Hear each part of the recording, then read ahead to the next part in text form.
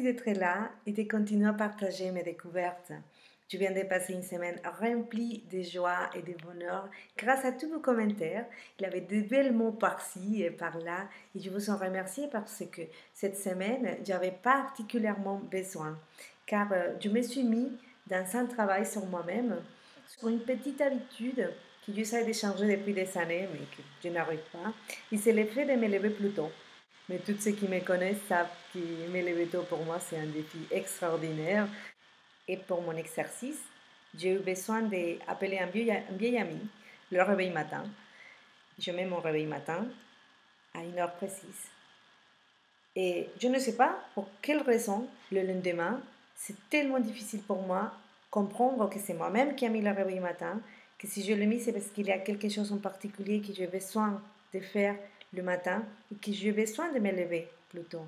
Mais j'arrive à le temps, j'arrive à me rendormir. En plus, je le programmais pour qu'il vienne me réveiller encore une fois 5 minutes après, parce que c'est important pour moi. Et donc, 5 minutes après, il revient le matin et me surprend encore une fois. Et je suis encore dérangée dans mon sommeil. Et j'essaie de le mettre encore une fois de le temps pour ne pas l'écouter. Ça vous dit quelque chose? Bon, à moi, oui, ça m'a dit quelque chose de fort. Et c'est la même sensation que j'ai quand la peur vient me réveiller. Quand j'ai un moment d'angoisse totale qui me réveille et comment j'essaie de l'attendre. Je ne veux pas entendre la peur, je ne veux pas ressentir l'angoisse, je ne veux pas ressentir quelque chose qui me réveille de mon sommeil calme. Mais comme c'est moi-même, parce que j'ai la certitude que mon âme sait tout ce qui me passe maintenant et qu'elle l'a prévu d'avance. Mais comme c'est moi-même qui a mis sa peur pour me rappeler des choses, c'est évident que 5 minutes après, bien si je essaye de l'attendre, de la laisser de côté, 5 minutes après, il résonne encore une fois. Et je ne me souviens pas pourquoi je me réveille. Et aujourd'hui, dans beaucoup de moments de ma vie, je ne me souviens pas encore pourquoi je mis ce réveil, pourquoi je mis la peur pour me rappeler des choses. Mais je dois reconnaître aussi qu'il y a beaucoup de peurs dans ma vie que j'ai réussi à me rappeler pourquoi je les ai mis. Aujourd'hui, je veux te dire ça. Tu veux te faire réfléchir à tes peurs et faire l'exercice de te rappeler pourquoi tu as mis ce réveil matin.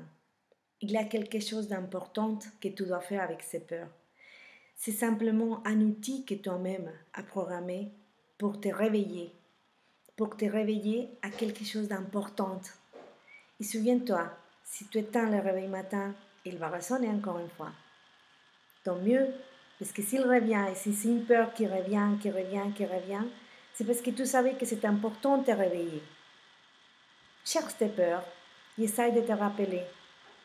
Qu'est-ce que ça doit me faire changer? Qu'est-ce que cette peur a besoin de me montrer? À quoi cette peur a envie de me réveiller, de me montrer et de me permettre de m'exprimer et me lever en pleine vie et en plein éveil?